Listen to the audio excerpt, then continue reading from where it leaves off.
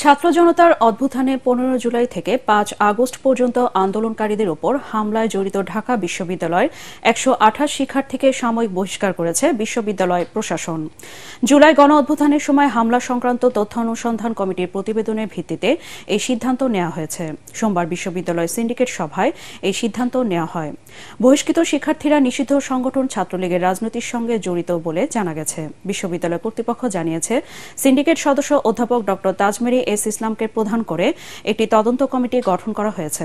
পরে তদন্ত কমিটির প্রতিবেদনের ভিত্তিতে জড়িতদের বিষয়ে চূড়ান্ত সিদ্ধান্ত নেওয়া হবে। এর আগে বৃহস্পতিবার বিশ্ববিদ্যালয়ের উপাচার্য অধ্যাপক নিয়াজ আহমেদ খানের কাছে তদন্ত প্রতিবেদন হস্তান্তর করেন অনুসন্ধান কমিটির আহ্বায়ক ও বিশ্ববিদ্যালয়ের আইন বিভাগের সহযোগী অধ্যাপক কাজী মাহফুজুল ইসলাম। এতে অনেক সাবেক শিক্ষার্থীর বিরুদ্ধেও হামলায় জড়িত থাকার বিষয়টি উঠে এসেছে। অপরাধের মাত্রা বিবেচনায় তাদের একাডেমিক সনদ বাতিলের সুপারিশ করা হয়েছে প্রতিবেদনে।